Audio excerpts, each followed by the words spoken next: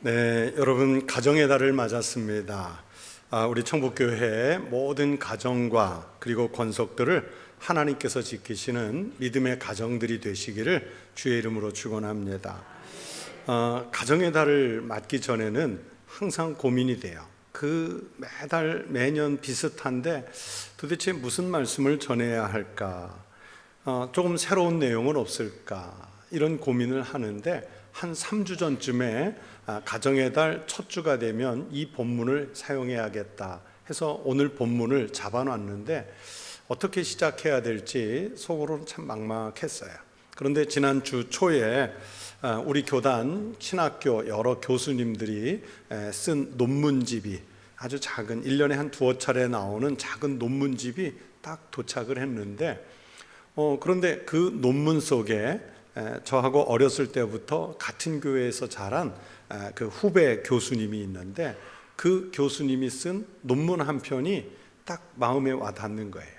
그런데 그 논문을 읽고 학자들이 쓴 논문을 읽고 은혜가 된다 그런 얘기하기는 좀 그런데 마침 오늘 본문 잡은 설교하고 연결이 될 만한 부분들이 참 많아가지고 저는 논문 읽으면서 은혜가 됐어요.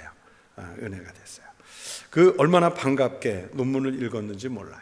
그 논문이 어떤 논문이었냐면 2000년 전에 그리스 로마 사회의 그 가훈표라는 것을 분석한 그런 논문이었는데 제가 분석 논문을 읽으면서 우리 성도들에게 말씀을 시작할 수 있는 참 좋은 소스가 됐다 생각하면서 말씀을 준비를 했습니다.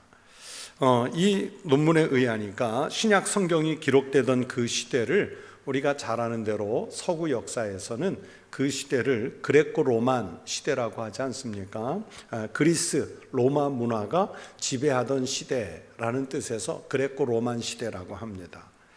그런데 이 논문에 보니까 그 당시 그레코 로만 세계에는 가훈표라는 것이 있었는데 이 가훈표를 종교개혁자인 마틴 루터는 그 하우스타펠이라고 번역을 했고 이 말을 다시 받아서 영어권에서는 하우스홀드 코드 이렇게 번역했는데 우리말에는 마땅히 쓸 말이 없어서 이 교수님은 그냥 가훈표 이렇게 쓰신 것 같아요. 그런데 제가 논문을 읽으면서 가훈표라고 하니까 보니까 우리가 집안에 가훈이 있는 경우가 있지 않습니까?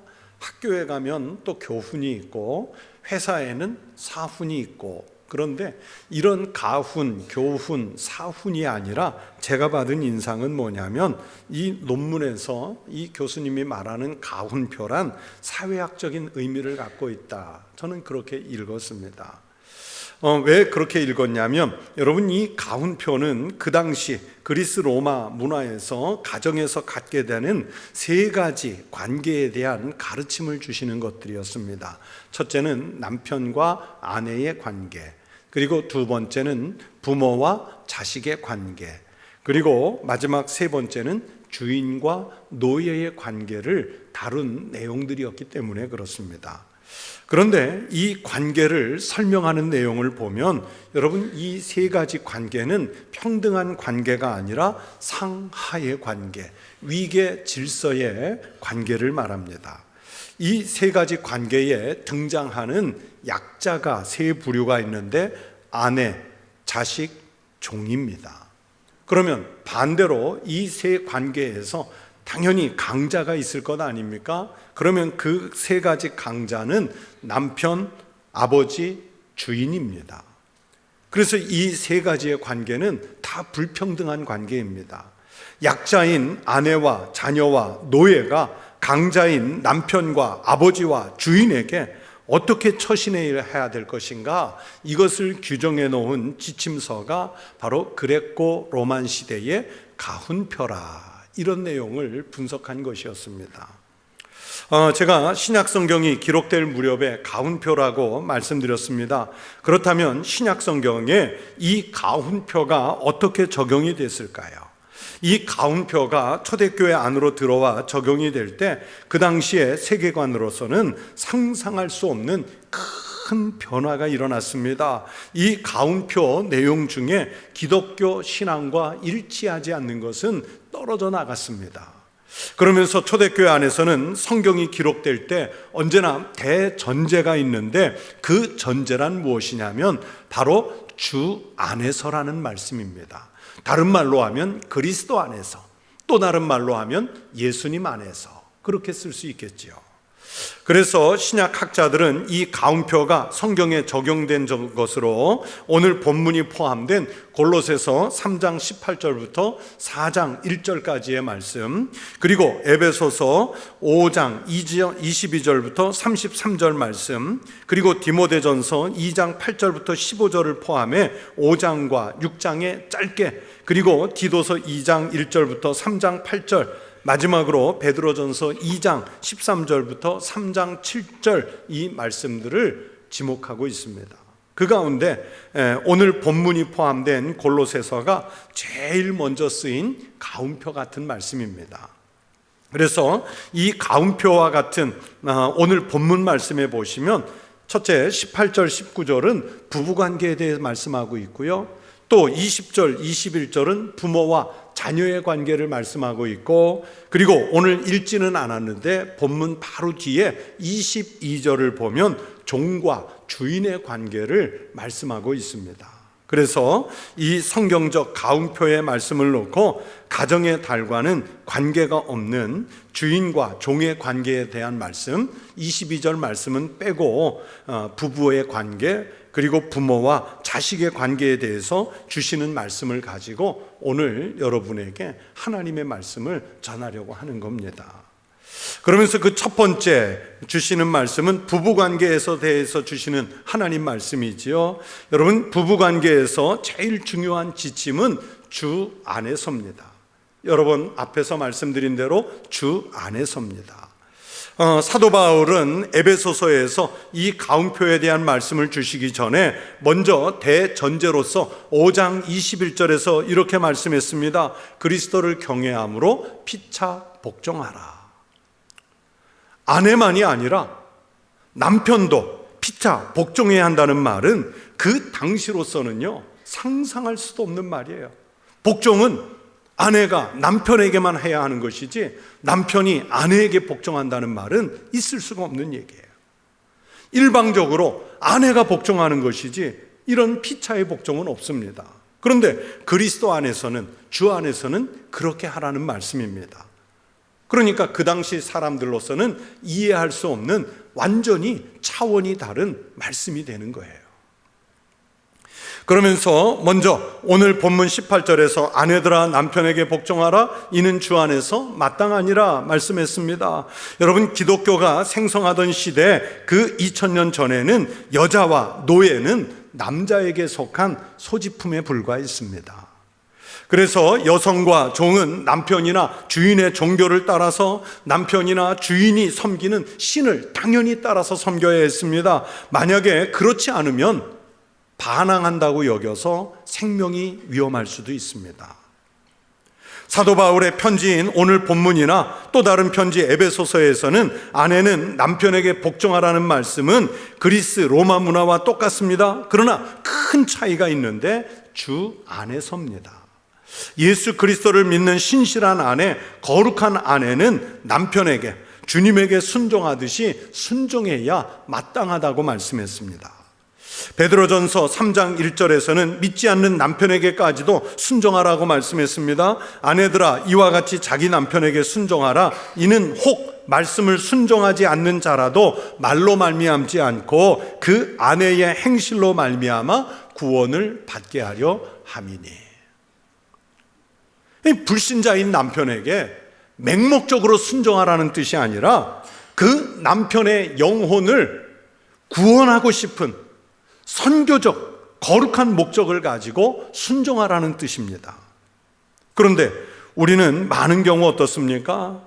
안 믿는 남편이 교회 다니는 아내의 그 나의 신앙적인 행실을 보고, 우리 아내는 천북교회를 다니면서 참 거룩해, 신령해, 정결해, 나도 아내가 다니는 교회를 다녀봤으면 좋겠다, 이런 마음을 아내들이 과연 불러일으키고 있습니까?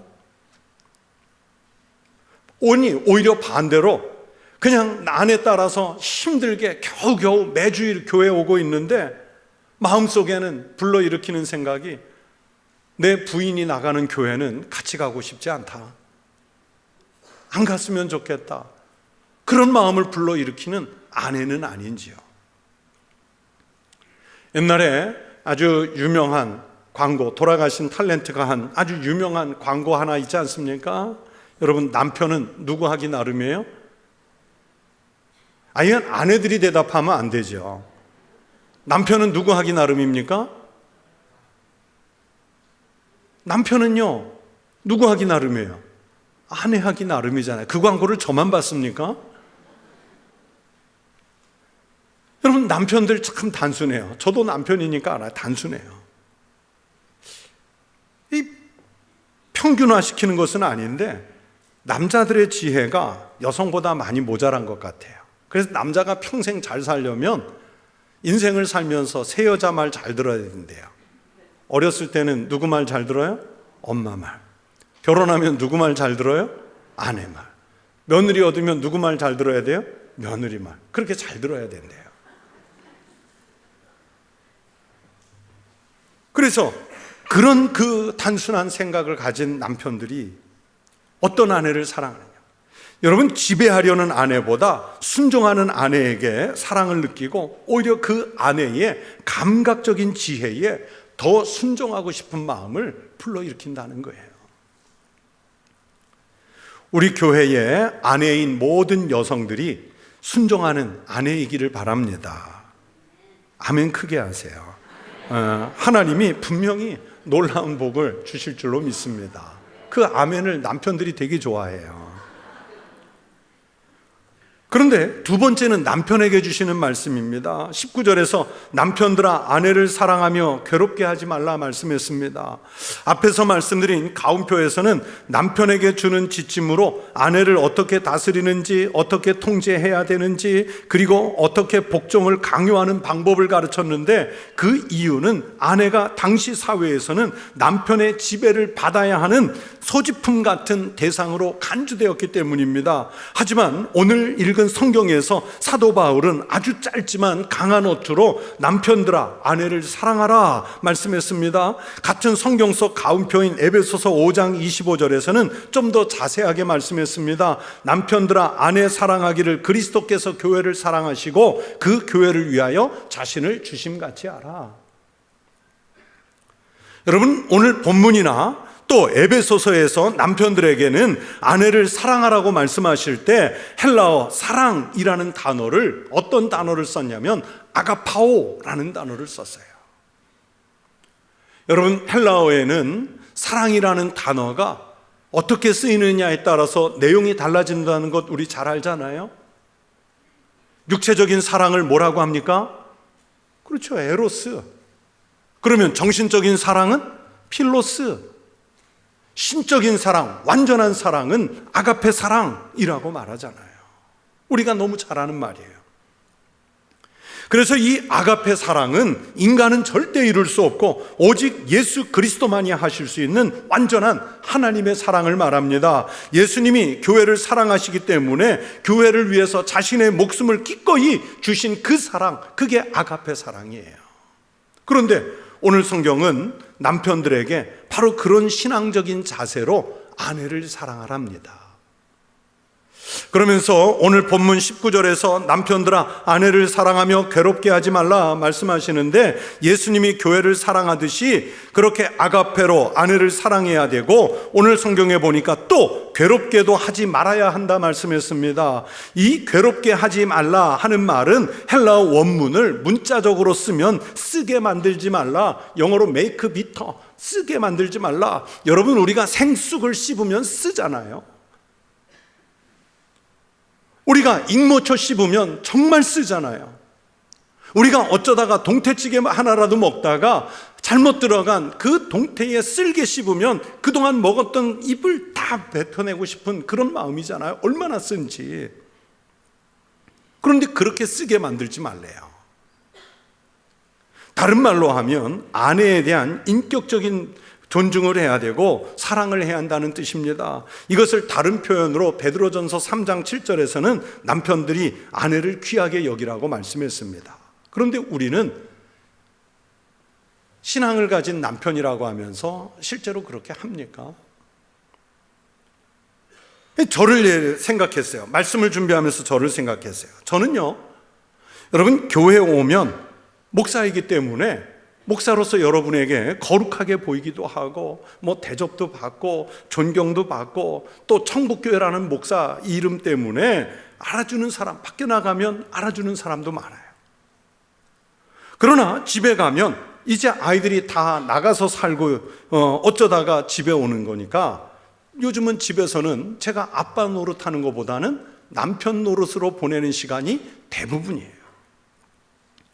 그런데 결혼 생활 34년을 넘어 35년 돌아보면 이 목회자라는 핑계로 늘 아내를 쓰게 만들 때가 너무 많습니다.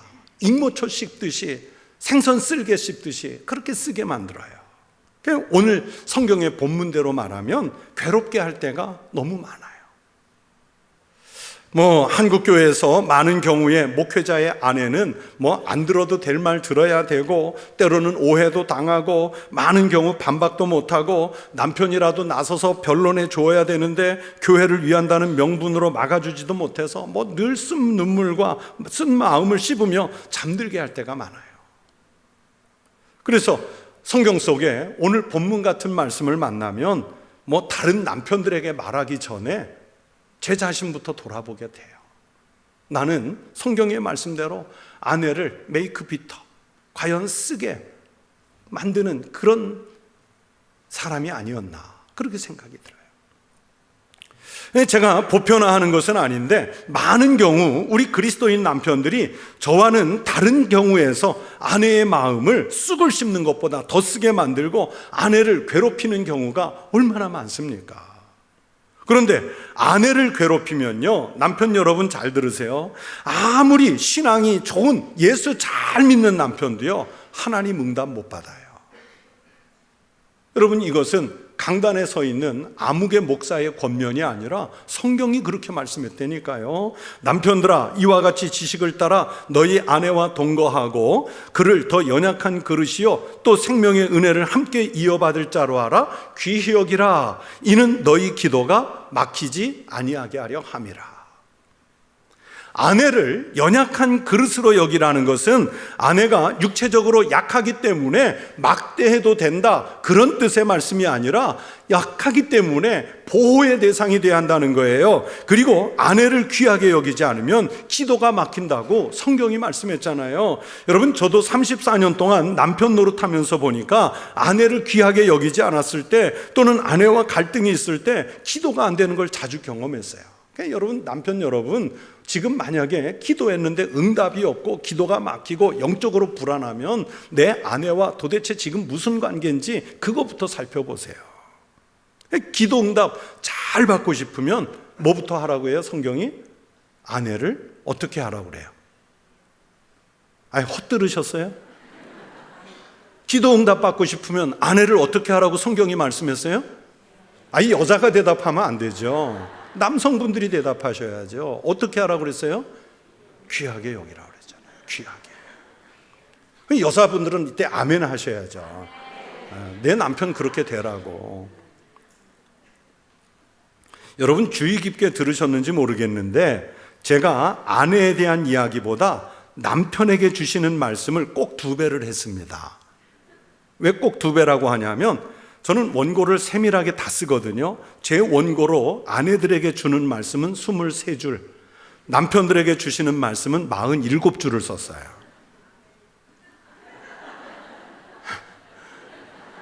제가 아내로 안 살아봤기 때문에 잘 몰라요. 그러나 남편으로서는 살면서 아내를 아프게 하는 일이 너무 많았기 때문에 지금보다 훨씬 더 많은 분량으로 말할 수 있습니다. 그러나 이제 부모와 자녀의 관계로 빨리 넘어가야 되니까 절제해서 오늘은 여기까지. 그러나 결국 성경 속의 가운표를 보면 아내와 남편, 남편과 아내는 서로 존중하고 서로 섬겨야 하고 서로 귀하게 여기며 사랑해야 한다 말씀했어요. 왜 그래야 됩니까? 주님이 우리를 그렇게 사랑하셨기 때문입니다. 그래서 주 안에서, 그래서 그리스도 안에서, 그래서 예수님 안에서 그래야 마땅하다고 성경들이 말씀하지 않습니까? 우리 교회의 모든 부부가 정말 예수님 때문에 행복한 가정이 되시기를 축원합니다. 그러면서 이제 다음 말씀, 부모와 자식의 관계로 넘어가지요. 오늘 본문 속 세 번째 교훈은 20절 말씀입니다. 자녀들아, 모든 일에 부모에게 순종하라. 이는 주 안에서 기쁘게 하는 것이니라. 자녀들은 부모에게 순종해야 하는 것이 전제입니다. 이것이 합당한 처신입니다. 에베소서 6장 1절에서는 성경이 이렇게 말씀하셨습니다. 자녀들아, 주 안에서 너희 부모에게 순종하라. 이것이 옳으니라. 본문 20절이나 에베소 6장 1절에서 가장 핵심적인 단어가 무엇이라고 생각하십니까? 순종입니다. 여러분, 이 순종이라는 이 말은 헬라어로 휩아쿠오라는 말인데 명령을 수행하다, 지시받은 것을 이행한다라는 뜻입니다. 남편과 아내의 관계를 말할 때 아내 보고 남편에게 복종하라 하는 말씀을 했어요. 여러분, 우리 한국어로는 복종과 순종, 순종과 복종을 놓고 비교하면 복종이 더 센 것 같고 순종은 좀 약한 것 같은데, 헬라어 원문을 놓고 볼 때는 아내가 남편에게 복종하라는 말씀보다 자녀들에게, 부모에게 순종하라는 말씀이 훨씬 더 센 휩아큐오라는 단어를 썼어요. 그래서 자녀들에게 순종을 더 세게 말씀하는 거예요. 그러니까 자식은 부모에게 마땅히 순종해야 되는데 이것도 주 안에서 그렇게 하라고 오늘 본문이 말씀하고 있습니다. 여러분, 그 당시에는 아버지가 가부장권을 강하게 갖고 있어서 자녀를요, 감옥에 넣을 수도 있고 노예로 팔아버릴 수도 있고 심지어 죽일 수도 있어요. 한마디로 자녀에 대한 생사 여탈권을 아버지가 갖고 있기 때문에 성인이 돼서 독립하기 전까지는 강제로라도 순종할 수밖에 없는 게 자식들이었어요. 그런데 오늘 본문에서 주 안에서 순종하라는 말씀은 예수님의 주권적인 통치 아래에 순종하라는 말씀입니다. 그 당시에 통용되던 가부장적인 절대권위 아래의 순종이 아닙니다. 예수님을 기쁘시게 하는 범위 안에서의 순종을 말합니다. 그렇게 하는 것이 하나님의 뜻이고 말씀 안에서 옳은 것이라고 성경이 말씀하신 거예요. 그것을 오늘 본문에서 주 안에서 기쁘게 하는 것이라고 표현한 것입니다. 그래서 부모님이신 성도 여러분, 우리가 자녀들에게 순종을 가르칠 때 전통적인 가부장적으로 순종하라고 윽박지르면 안 됩니다. 우리의 신앙과 전혀 상관이 없는 유교적인 관념을 갖고 장유유서 따져가면서 순종을 요구해서도 안 됩니다. 과연 내 자녀가 예수님을 믿는 신앙으로 주 안에서 부모에게 순종할 마음을 우리가 불러 일으켜 봤는지 살펴봐야 하고, 신앙의 자녀들은 또 반대로 부모에게 순종하려고 해야 합니다. 제가 전에도 한번 말씀을 드린 적이 있는 것 같은데, 어느 날 우리 교회 다니는 분이 아니라 서울에 있는 어떤 교인이 저에게 울먹이면서 전화를 했어요. 저는 그분이 누군지 전혀 모르죠. 그러면서 그분이 하는 얘기가 자기 오빠하고 자기 올케 언니, 그 부부가 우리 청북교회에 아주 열심히 다니는 교인이고 무엇보다도 교회에서 많은 봉사를 하고 있다는 거예요. 그래서 아마 목사님께 이름을 말씀드리면 금방 아실 겁니다 그러더라고요. 그런데 그 오빠 부부가 자기 집에 어머니를 모시고 사는데 어머니를 괴롭히고, 그 어머니도 우리 교회를 나오신대요. 어머니를 괴롭히고 심지어 어머니를 학대하는 그 모습까지 있어서 마음이 아프다는 거예요. 그러면서 우리 오빠 부부가 그래도 신앙은 좋으시니까 목사님이 다음 주일에 부모님에게 순종하라는 설교 한 번만 해주시면 안 되겠냐, 울면서 저에게 전화로 요청을 했어요. 그래서 제가 그분에게 전화로 대답하기를, 제가 가정의 달을 맞든 특별한 다른 경우를 만나든 부모에게 순종하라는 설교를 10년 넘게 해왔는데 지금까지 안 듣던 분이 다음 주일에 한 번 더 설교한다고 듣겠습니까? 그랬어요. 그리고 설교를 준비하는 입장에서 아마 9월 달로 기억이 되는데 그 한 가정 때문에 뜬금없이 부모에게 효도하라는 설교 할 수는 없잖아요. 여러분 잘 들으세요. 분명 우리 교인이라고 그랬어요. 누군지는 모릅니다. 부모 학대하지 마세요. 신앙 좋다고 하면서 부모 학대하지 마세요. 자녀인 성도가 부모님에게 주 안에서 힘을 다해서 순종하십시오. 부모님으로 인해서 다른 것 다 떠나서 내가 육신의 생명 얻었지 않습니까? 오늘의 나를 존재하게 하셨잖아요. 그리고 우리가 대부분 부모님으로부터는 살신성인의 사랑을 받았기 때문에 우리는 그것을 갚는 마음으로 순종하라는 거예요.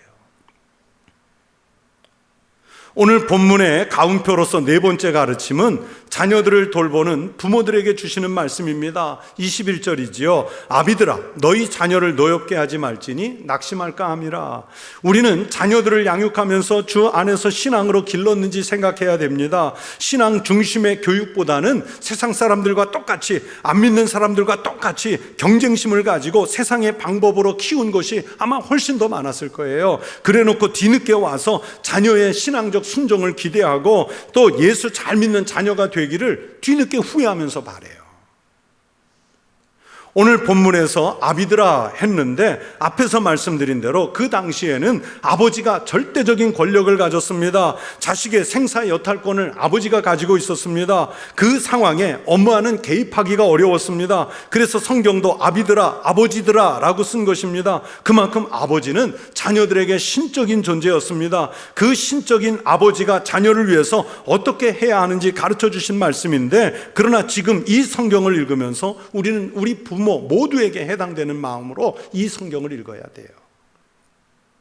그러면서 노엽게 하지 말지니 라고 말씀합니다. 에베소서 6장 4절 앞부분에서도 똑같이 말씀했어요. 또 아비들아 너희 자녀를 노엽게 하지 말고. 두 개의 말씀 다 노엽게 한다는 말은 헬라어로 화나게 하다, 성나게 하다 이런 뜻입니다. 이 말씀대로라면 부모는 자식을 화나게 하지 말아야 한다는 뜻입니다. 여러분 당대의 자녀들은 아버지가 화를 내거나 어떤 무모한 지시를 해도 아무런 대꾸나 변명을 할 수가 없어요. 마음속에 막 분노가 일어나면서도 아버지가 나에게 생명 여탈권을 가지고 있기 때문에 대들 수가 없어요. 반항이라도 했다가는 아버지가 절대 권세를 가지고 자식에게 어떤 위해를 가할지 모르기 때문에 반항은 꿈도 못 꾸는 일이었어요. 바로 그런 시대에 아버지들에게 자녀들을 화나게 하지 마라, 노엽게 하지 말라, 이런 권면을 한다는 것은 의아한 권면이었어요. 뜻밖의 권면이었어요. 그런데 성경은 왜 그렇게 말씀하셨을까요? 쉽게 말하면 하나님의 관점에서 자녀들과의 관계를 새롭게 하라는 의미입니다. 자녀는 아무리 내 혈육이고 내가 낳았다고 해도, 내가 절대적인 힘을 가졌다고 해도 내가 함부로 할 수 있는 존재가 아닙니다. 이 자녀들은 하나님의 사랑을 받는 고귀한 존재들이라는 것을 인정하라는 뜻의 말씀입니다. 오늘 본문에서 자녀를 노엽게 했다가 그 자녀가 낙심한다면 그것은 주 안에서 옳은 일이 아니라는 뜻에서 말씀한 겁니다. 그래서 성경은 에베소서 6장 4절에서 자식 양육 방식을 이렇게 말씀했습니다. 또 아비들아 너희 자녀를 노엽게 하지 말고 오직 주의 교훈과 훈계로 양육하라. 보세요. 오직 주의 교훈과 훈계를 가지고 양육해야 한다고 말씀하셨지 않습니까? 그러니까 부모가 자기가 먼저 살아봤다고 해서 자기 방식대로 키우려고 해서도 안 되고, 또 세상 사람들과 똑같은 방식, 세상이 추구하는 경쟁의 방식으로 키우려고 해서도 안 됩니다. 성경은 오직이라고 말했어요. 여러분 오직이 뭡니까? 다른 길은 없이 그 한 가지 길이라는 뜻이잖아요. 그 한 가지 방식이 뭐냐면 오직 주의 교훈과 훈계로 양육하라 말씀하셨습니다. 아직도 우리가 자녀를 여전히 양육해야 하고, 또는 내가 자녀들에게 영향력을 줄 수 있을 때 여러분 자녀를 노엽게 하지 말고 주님의 말씀과 사랑을 주어서 신앙의 대가 자녀 세대, 후손 세대에 이어질 수 있도록 그렇게 기르는 부모님들이 되시기를 축복합니다. 여러분 오늘 성경에서 가정에 대해서 주시는 말씀은 당시의 세계에서 일반적으로 통용되던 방식이 아닙니다. 예수님께서 교회를 사랑하신 것과 같은 방식, 그 사랑의 원리로 부부가 사랑해야 하고 부모와 자녀가 사랑해야 한다는 전혀 새로운 방식을 말씀해 주시는 거예요. 우리가 전에는 가정과 가족을 혈연 관계로만 생각했을 것인데 성경은 가정을 교회로 생각하고 있기 때문에 이렇게 말씀을 주시고 있습니다. 여러분은 가정을 교회라고 생각해 보신 적이 있으신지요? 천국교회라는 교회 이전에 여러분이 몸담아 살고 있는 가정을 교회로 만들어 가시기를 바랍니다. 교회와 같은 신앙 공동체로서의 가정을 이룰 때 그 가정이 주님의 몸이 되고 하늘의 복을 누리는 가정 안에 성도의 공동체가 될 줄로 믿습니다. 우리 교회, 천국교회 안에 모든 가정이 오늘 성경에서 말씀하는 이런 가정, 그리고 이런 하늘의 복을 누리시기를 주의 이름으로 축원합니다. 기도하겠습니다. 하나님 아버지, 감사합니다. 우리가 예수 그리스도 안에서, 주 안에서 부부가 서로 사랑하고 또 부모와 자녀가 서로 사랑하고 그러면서 믿음의 공동체로서 가정을 교회같이 거룩하게 신령하게 만들어가는 참 복된 성도의 가정들이 되게 하여 주시옵소서. 예수님 이름으로 기도하옵나이다. 아멘.